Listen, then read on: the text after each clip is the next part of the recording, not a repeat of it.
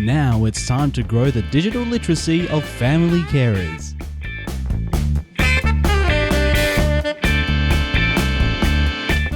These videos are brought to you by a partnership between Seniors Information Service and Carers SA.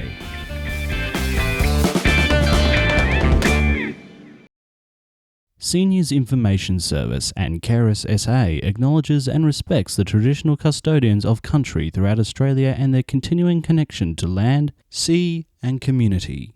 We recognise the diversity of Aboriginal people and the importance of land, culture and heritage to the elders and their communities. Seniors Information Service and Carers SA desires to walk together with the Aboriginal community in parallel on a two-ways journey of cultural and knowledge exchange. Hi, welcome to Carers SA's Digital Literacy Project. I'm Rosemary Warmington, CEO of Carers SA.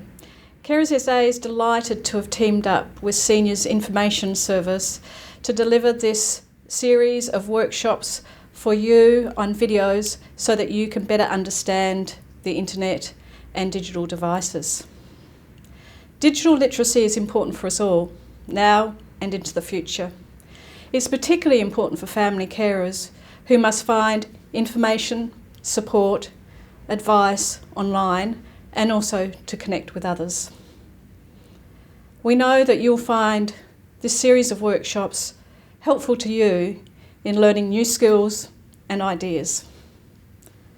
Whether you be new to this or whether you be experienced, or whether you just want to find out how to use that tablet that you've just bought, I'm sure you'll enjoy these workshops. We thank the Australian Government Department of Social Services for the funding to assist us with this project. And we hope you have fun. I hope you have fun and enjoy. Welcome to our four-part series on digital literacy. My name is Jenny Hughes and I'm the Chief Executive of Seniors Information Service, and we're really pleased to put this four-part series together in partnership with Carers SA and funding from the Australian Government Department of Social Services. In this four-part series we will be looking at showcasing digital literacy and how to use various pieces of equipment, how to use an iPad or an Android, and also looking at internet security and how to make yourself feel safe and comfortable. We hope you find this video series useful and informative.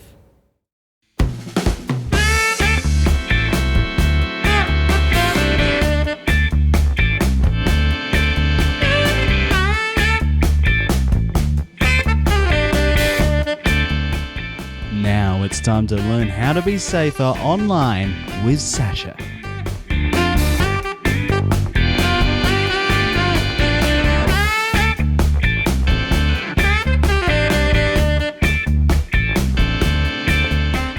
Hello, my name is Sasha Dragovelik. I'm the Team Leader of Community Services at Seniors Information Service.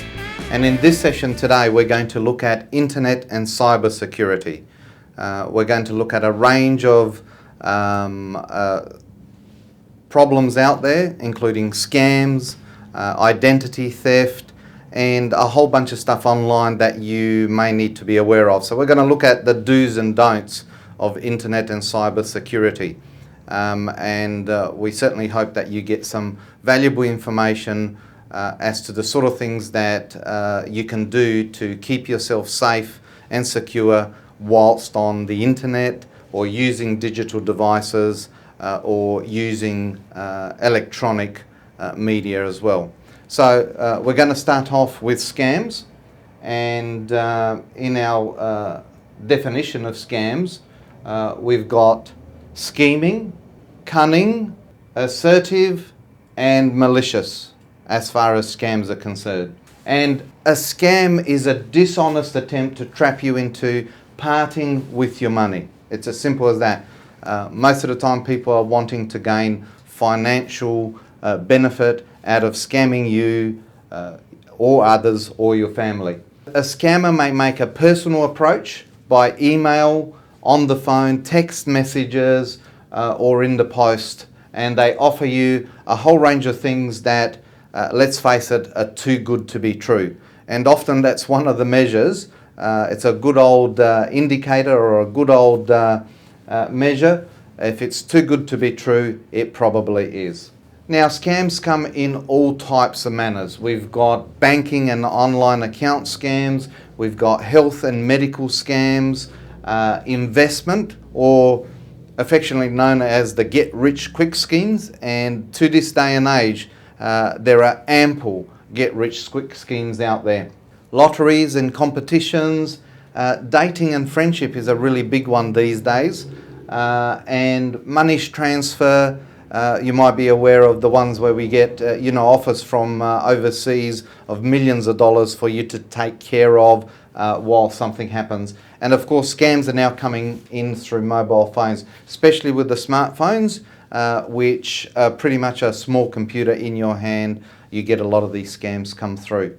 So a range of scams, and they come at you in a variety of ways. So it's a good thing to have your wits about you, have some information, be informed of what's out there, and ways of dealing with those scams to make sure that you're not scammed or any of your family members. Let's have a look at banking and online account scams. These scams want to steal your account information so that they can access the money in your accounts. And often they're phishing scams, as often termed, phishing with a PH, so that they can actually get some information from you, enough information so that they can use that information to access your accounts or your money, and get into your bank accounts.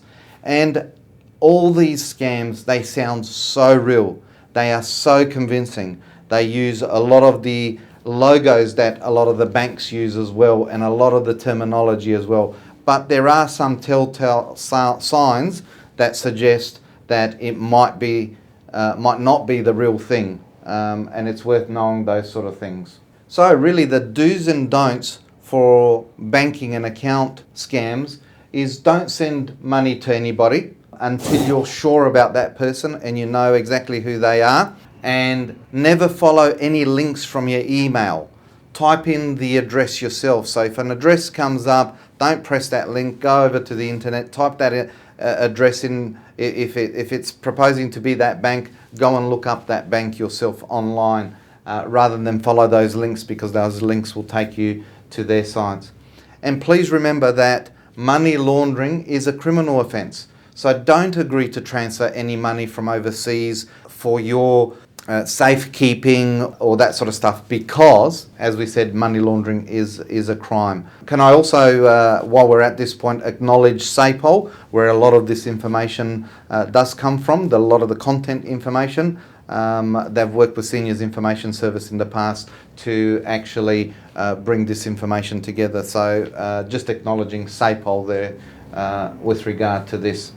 Health and medical scams, a really big one at the moment. And these are the scams that are trying to exploit people who have a medical condition or are worried about their health. It's a bit like this image that we've got here, a medical cure in a bottle. That's what they're trying to sell you. And they offer you all sorts of solutions and cures where none actually exist, and promise you simple solutions to complex health treatments. Now, in the past, we've known these guys as snake oil salesmen. That one bottle of snake oil can cure and alleviate all these medical issues and so forth. So be very careful about scams that offer you all these miraculous health benefits.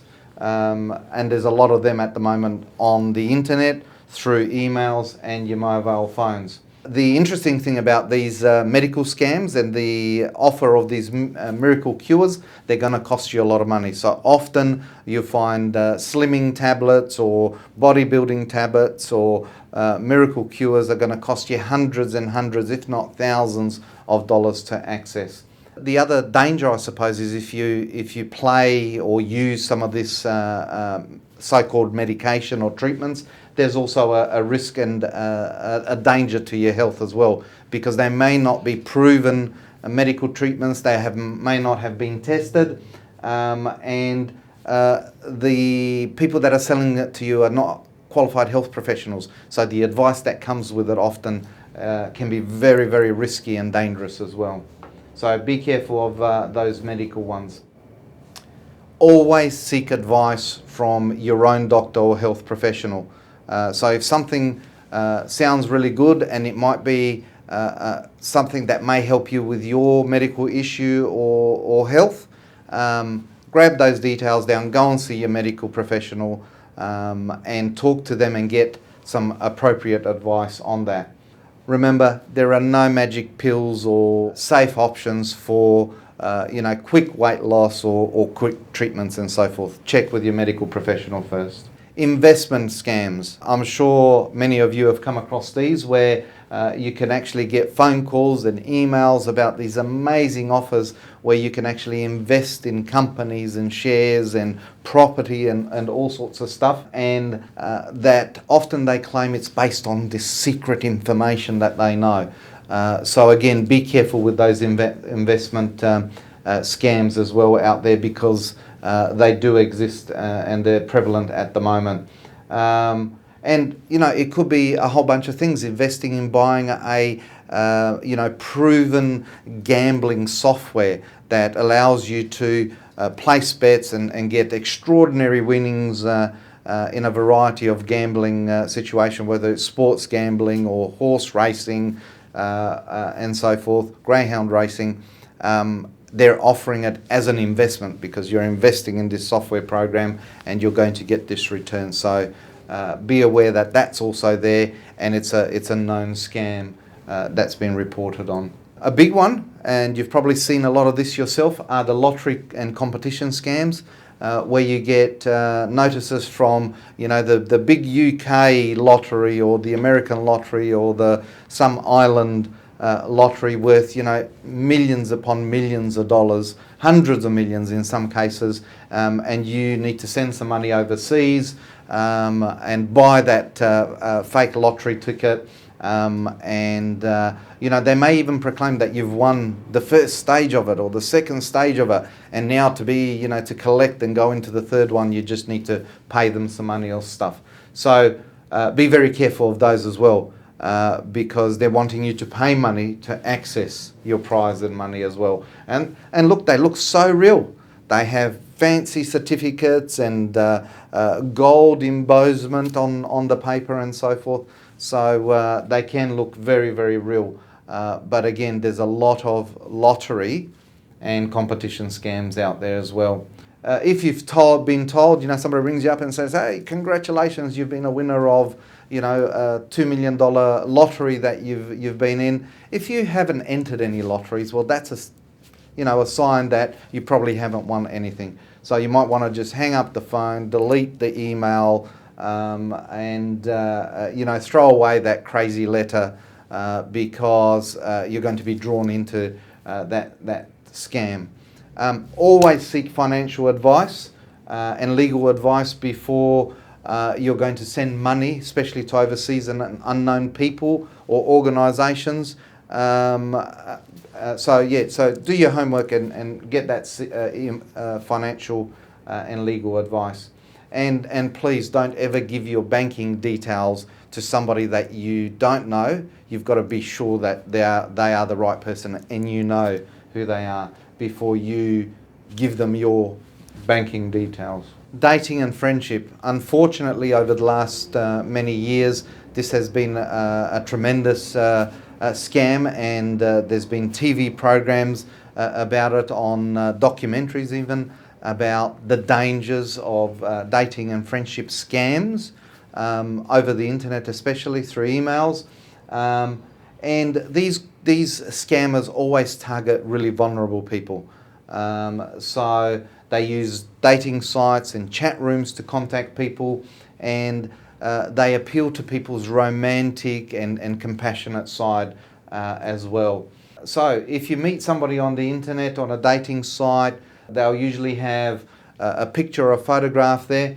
If that's different to the conversation you're having, well, that may be an indication. Again, that, too good to be true kind of scenario.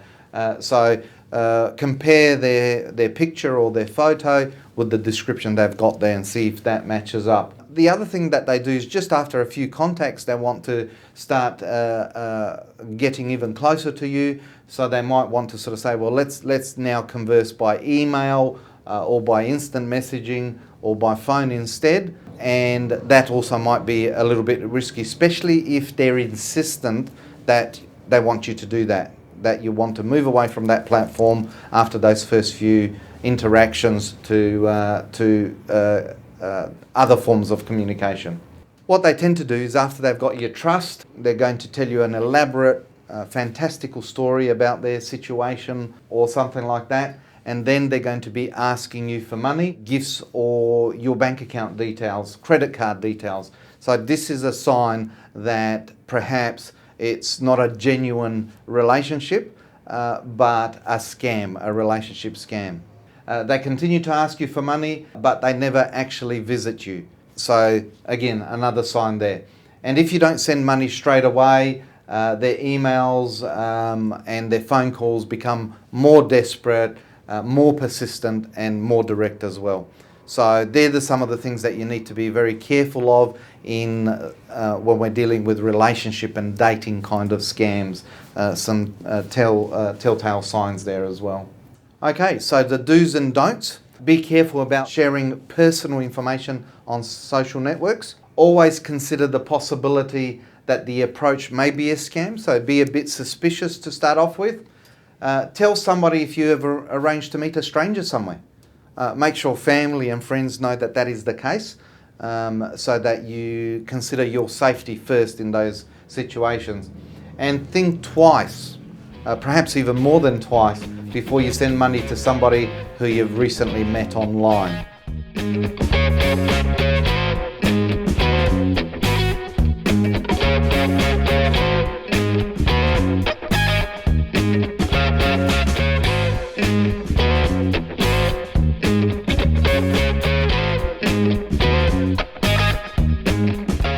Alright, what about money transfer?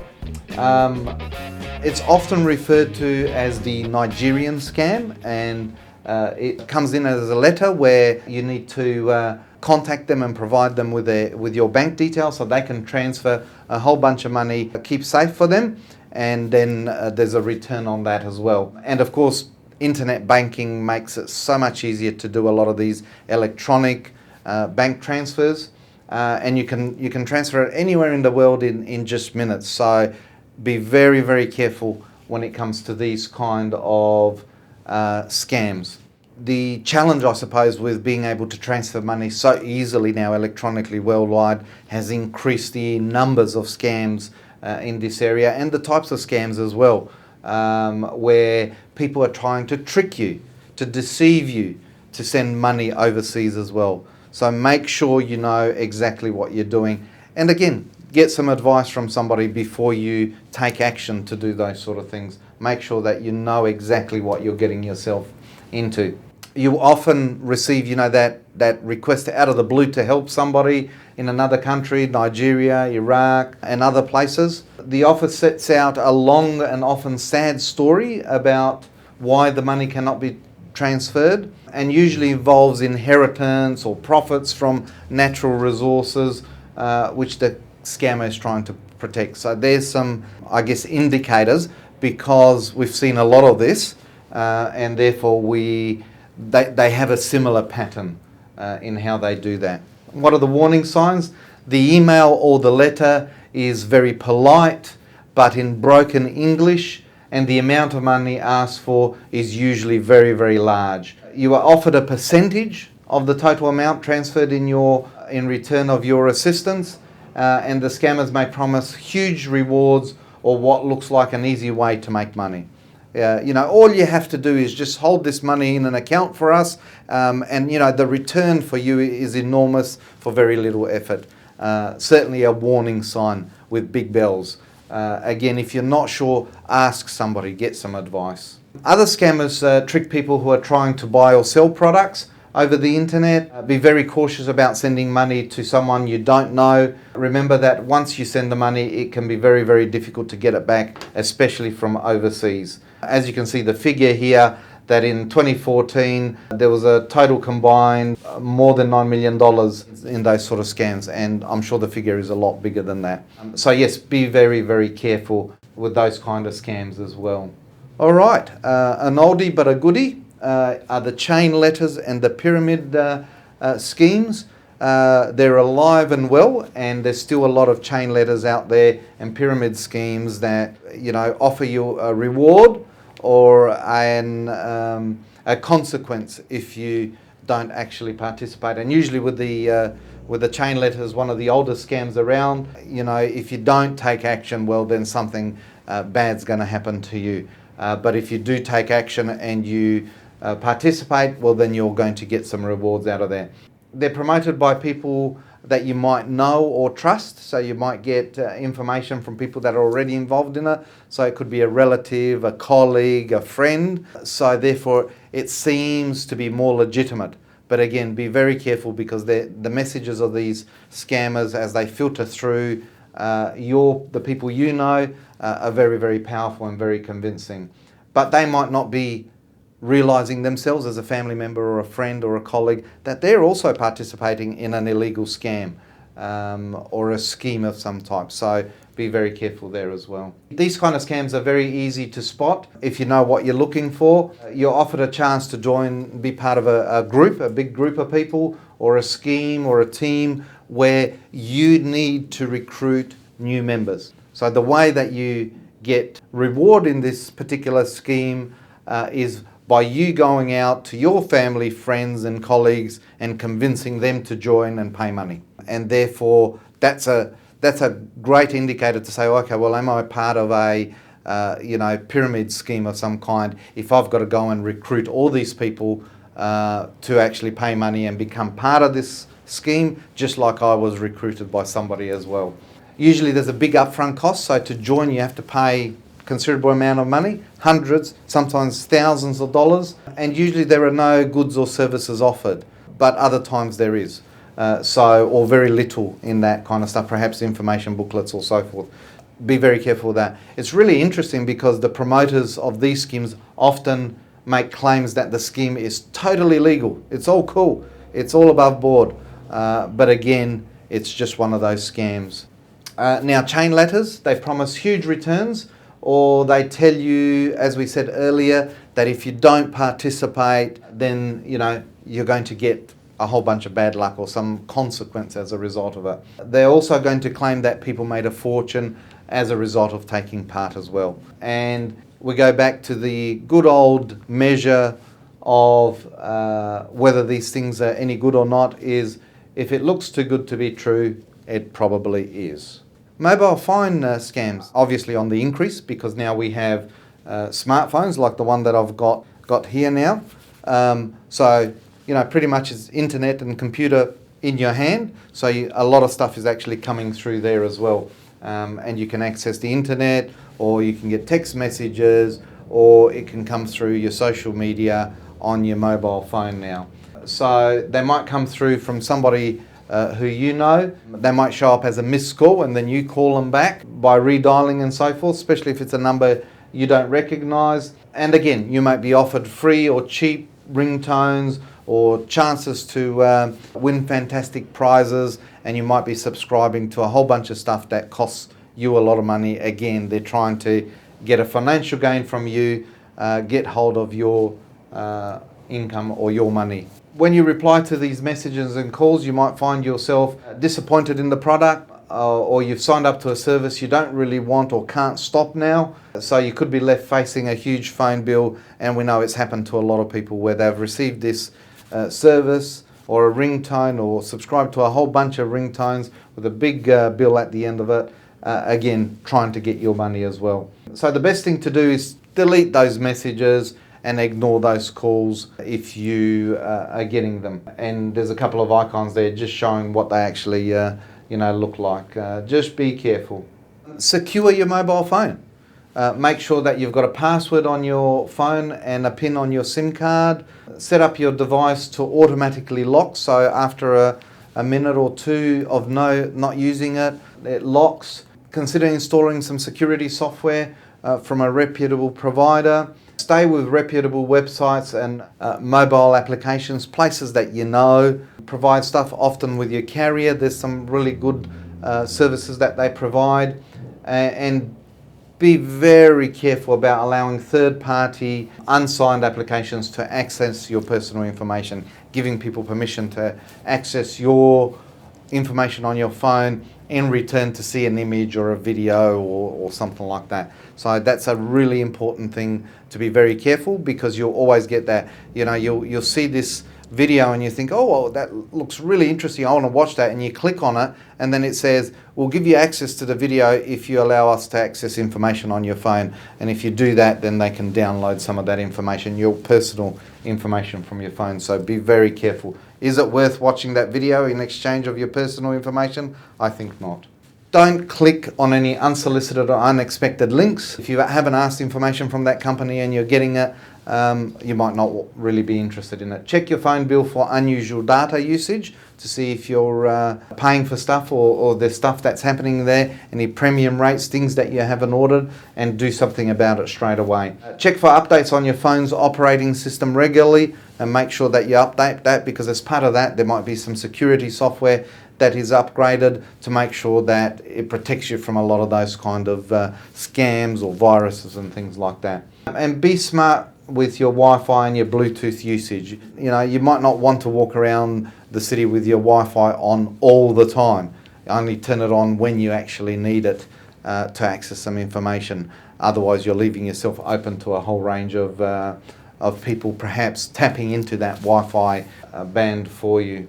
And back up your data regularly. So make sure you back up your data, because if something does go wrong with your phone or your phone is accessed somehow, you at least have that data backed up somewhere and stored. And if you recycle your phone, which is a really big thing now with sustainability and the environment, make sure that all your phone data and your personal information is deleted from your phone, because if it is recycled and passed on to somebody, they may be able to access that information if it's still on your phone.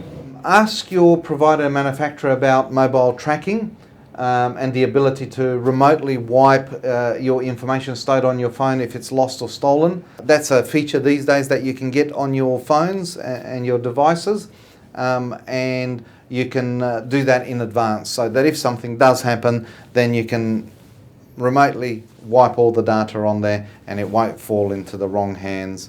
All right, well, that was part one. We're up to part two now, and this is a point where you might want to pause for a moment and have a break, and we can continue on with part two, ID theft, online fraud and viruses. We'll be back with you shortly.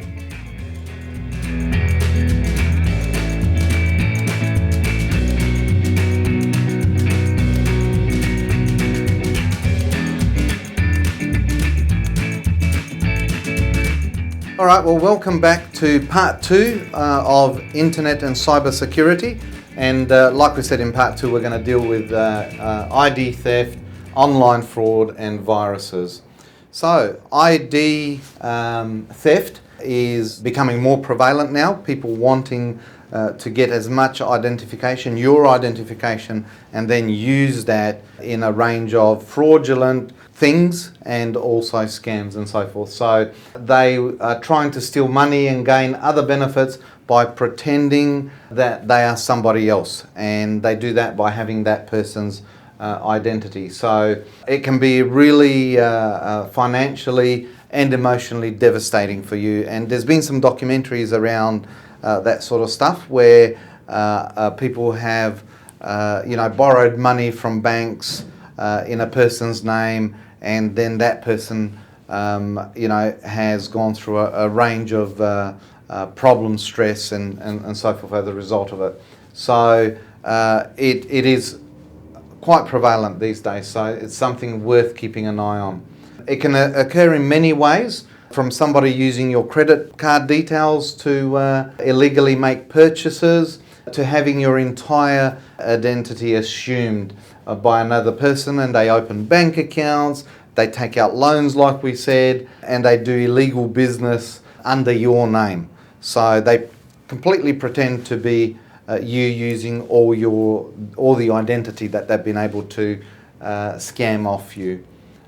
So some of the warning signs: you'll notice amounts of money. You notice amounts of money going missing from your bank account without any explanation. So you're looking at your statements, whether they're online or statements you get in the mail, and there's unexplained amounts being withdrawn.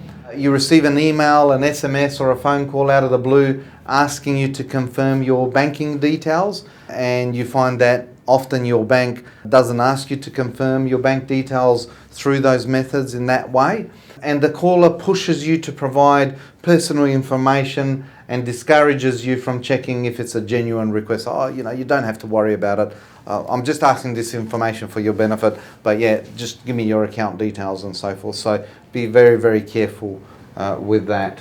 Protect yourself. And some of the suggestions are: destroy personal information, don't just throw it out. If you throw it out in the bin, people might be able to get through it. So make sure it's destroyed, shredded, all that sort of stuff. Be careful about giving out personal information, and minimise the amount of personal identification you carry, and guard your mail from theft. So you might not need to carry a whole bunch of stuff in your wallet or your purse, just the basic stuff that you need, because if that's stolen or you lose it, then there's a lot of information in there that somebody can actually use to steal your identity. Don't leave personal information lying around for others to take. So be very wary, and I suppose have your wits about you when you've got your information lying around, and check your bank and credit store card records for any unauthorised activity, and report it immediately as soon as you note that, I didn't make this purchase, what's this withdrawal, I don't know about it, and follow that through and report it. There's a lot of online auctions and trading, and you can bid on thousands of items at the moment. They're traded over, every day, in excess of 2 million users in this space, and some of it is actually related to criminal behaviour, so you need to be very careful about online auctions and trading as well. Online buyers, check out the online business, check the seller ratings as well, which is really important these days with a range of online marketplaces. There's a bunch of ratings in there to protect you from losing your money or being scammed in that way. And know what you're paying for. Make sure you're aware that what you're paying for is of that value. Understand the returns and refund conditions. A lot of the market quality, I suppose, places now will give and offer protections for that sort of stuff. So be aware of what your entitlements and your rights are with regard to that. Get confirmation of any sales in writing, in an email and so forth. And again, folks, remember, we go back to that measure. If it seems too good to be true, it probably is. Great measure of things. If you're an online seller, never post goods until money has been received. So make sure that you're not, sending a whole bunch of stuff and you haven't received any money. You'll find a lot of those sites now or marketplaces have a range of protections in place for both the seller and the buyer. So make sure you use those protections and you listen to the advice in those cases. Make sure checks have been cleared in your bank before transferring money over for payment. Just simple processes and protections that you can put in place for yourself, just to make sure that actually that you're not scammed in any way. Reporting online auction fraud. Report your dispute to the appropriate website first. So if you're using a particular website, determine the country or state of that person and lodge your complaint with the correct jurisdiction or the correct people to do that. And there's a range of places that you can actually report that as well. General considerations: don't trade outside the auction. You may not be protected. So what that basically means is if you're bidding on an item and somebody suggests, well, look, let's talk outside the auction for whatever reasons, well then, your protections might go away with that if you're not using that system properly. Understand the terms and conditions, as we said, is very important, and use a third party to handle those funds. Often now with a lot of the payment transaction, PayPal and places like that are available for that sort of stuff. And that offers you some protection as well, because there might be some particular refund policies or protections in there. guard your personal information. Make sure you read the website privacy policies. I know sometimes when we see them, it's one of those things we don't want to really read, but it's worthwhile making yourself aware of that. Make sure you retain all your correspondence as well and keep track of all your paperwork. That's really important for you to have all the paperwork there, because if you then need to refer to it, you've got it in a handy place. What about viruses, computer viruses? We know that happens from time to time. It's happened to me. You can get viruses on your computer all the time that come through either your email or from a website or clicking on something, and some of them are huge issues. Most of the issues that come through with viruses, I mean, there's some that are, hello, I'm from Microsoft, your computer has a virus. It's so scary sometimes when you get some of these messages. The fact is that it's probably not from Microsoft or any reputable company. They'll ask you to open your computer and look at a log which shows errors. These are not viruses, so it's worth knowing a little bit about your computer there. No one can remotely see that your computer has a virus, and they may steal information from your computer and ask for credit card details to fix your computer. Tell them you don't have a computer. This is a common scam, that they'll actually call you on your phone and tell you about the virus on your computer, just like that. So be very careful about those kind of scams. Now, make sure your computer is secure. Set strong passwords. So, just your date of birth or your name is probably not enough. And certainly, please don't use your password as password. And I've seen that quite often where people's password was actually the word password. Don't give your email address to anybody without needing to. Be very suspicious of emails from people you don't know. So, if you're getting that email from that person and you have no clue who they are, then probably it's safe in a lot of those cases to just delete the email, than to click on any links or anything like that in there. Limit the amount and type of identity information you post on social networking websites. There's a lot of information asked. Maybe you don't need to put everything on there about yourself in that regard.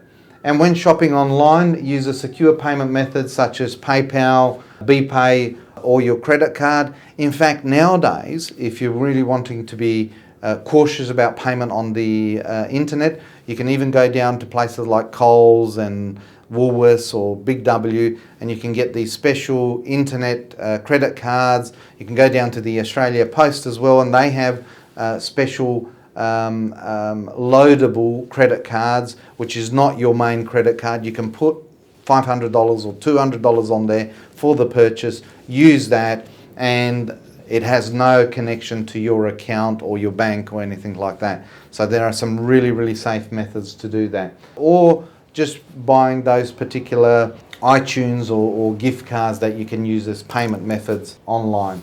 So it's really important in that regard. When using a public computer, don't submit or access any sensitive information online, because the next person accessing that computer might be able to access information of there where it's recorded some of your information. So be very careful when you're using public computers out there that it's not your computer, because other people have access to that information.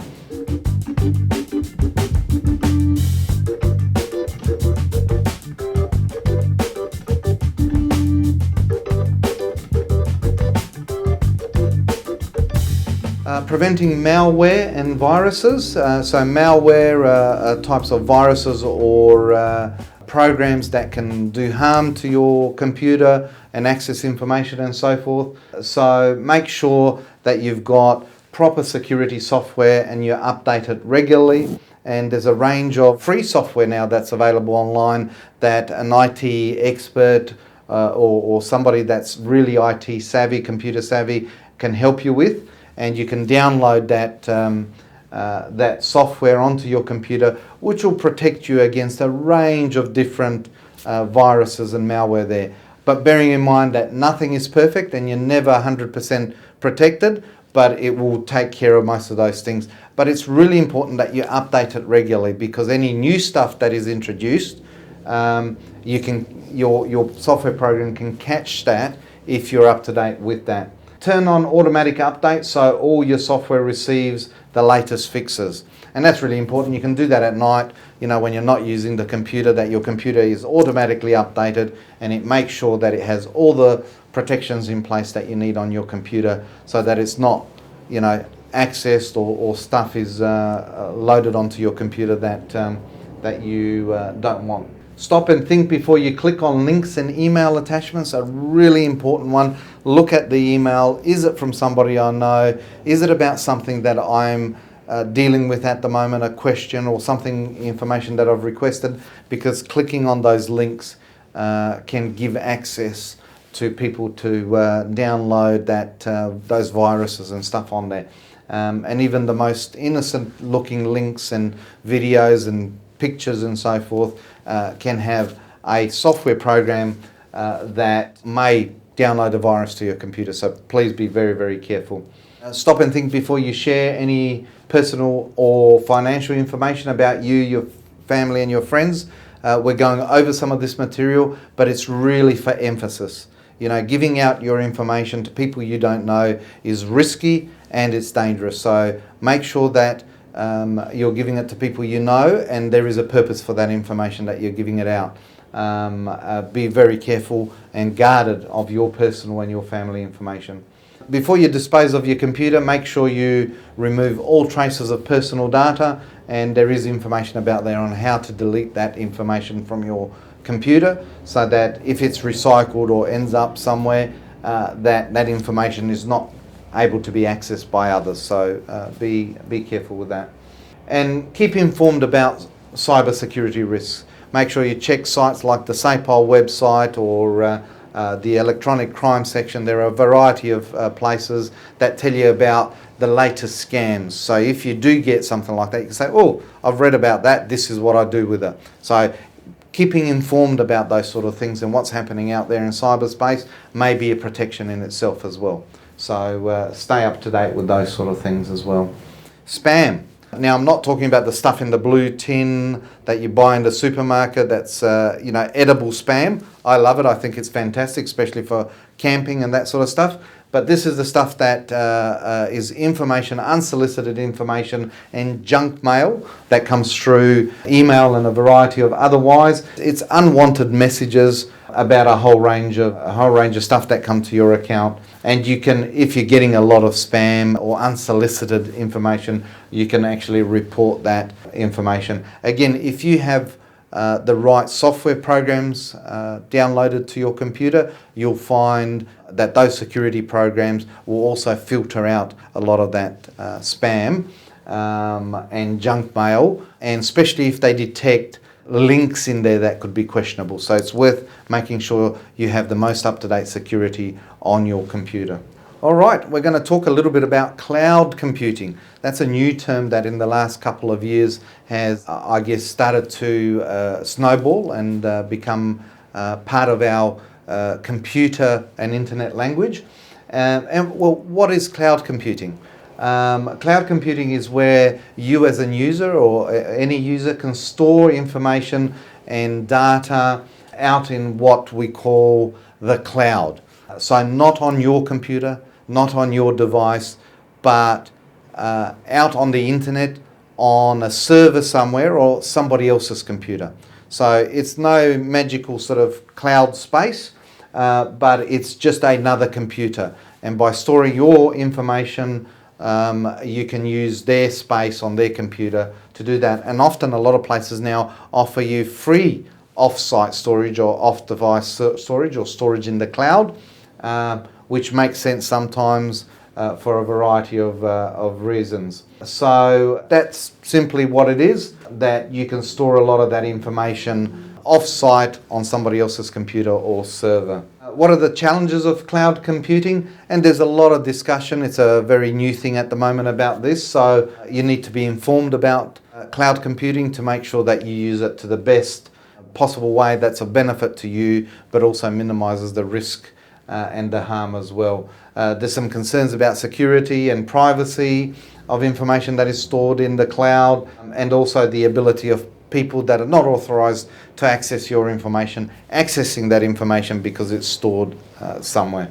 And there's been some recent news about information, personal information of users and people's on these servers that have been hacked and accessed by a whole bunch of people and then released. So security of cloud information is a bit of a challenge at the moment, and there is much discussion about it. What are some of the examples of this kind of cloud, computing out there?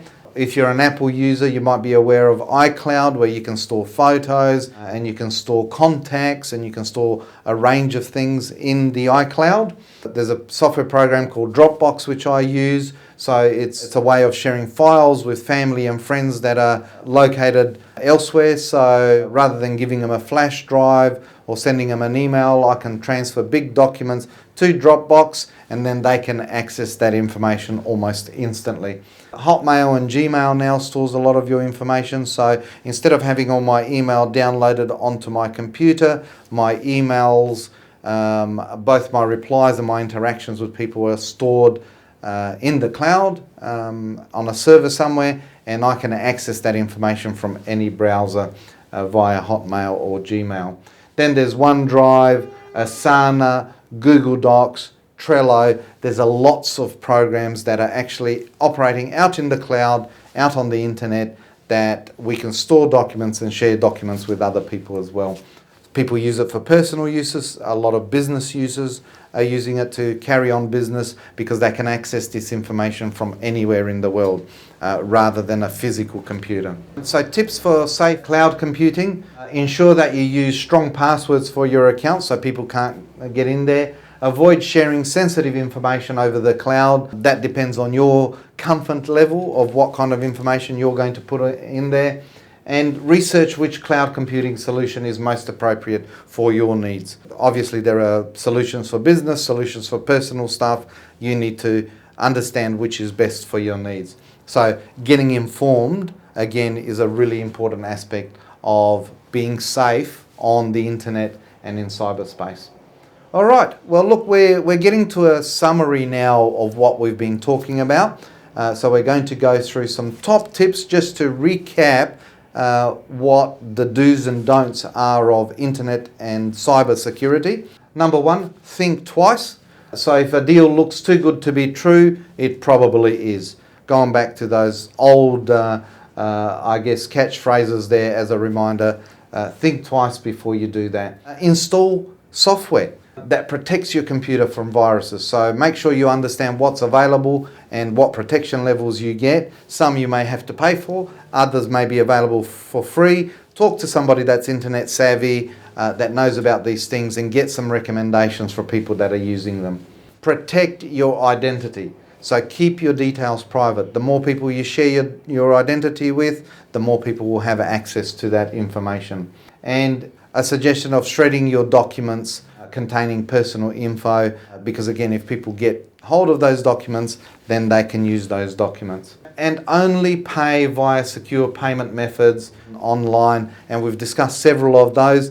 Do a bit of research on that, get yourself informed of what kind of ways to make secure payments, and certainly look into those cards that you can get at the post office or Woolies, Coles, Big W, that you can just put certain amounts of money on to do online shopping with, and it doesn't have any connection to your bank accounts. Always get independent advice if an offer involves significant money, time and commitment. We talked about financial advice and legal advice before you send over thousands of dollars overseas, or you purchase an investment or so forth. You should get some advice for that. And don't agree to offers or deals straight away.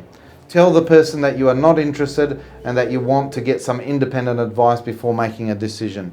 Often, genuine people understand that people want to get a bit of advice before they get into a deal of some kind. Scammers are very persistent and very impatient and need the deal to happen now. So ask for that time and say that you're going to look into it. And never send money or give credit card details, online account details to anyone you don't know. So it's really important for you to not do that because potentially you might lose that money. And if you're going to make a report to the police when these things happen, retain any of those emails or messages that you've received electronically. Make sure you provide an exact detail of what happened and what was said. Ensure that you've got correct spellings of people's names and places and stuff, and provide as much relevant data as possible. So if you have a notebook next to your telephone, so that when somebody calls, you can make a quick note of all that information, that if you need to pass it on to the police, you've got all the relevant information to pass on there. Being able to say, somebody called me and offered this and this has happened and I don't know who they are, makes it really difficult then for people to actually help you or follow with that sort of stuff. So it's really important to get as much information down as possible. All right, well, this concludes this session on internet and cyber security. There are many websites that you can access further, including the SAPOL and various police and security websites that will keep you up to date on this information. So thank you very much for your participation. I hope this is helpful and gives you a start to think about the sort of things that you can do to protect yourself on the internet and in cyberspace. So stay safe and thank you for participating.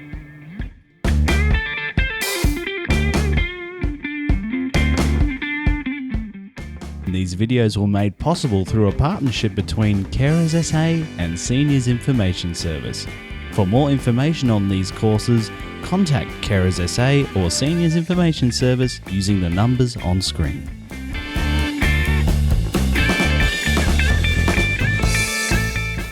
Plus, we would love to thank all of those volunteers who made this course possible. And you, the viewers at home, thank you for watching.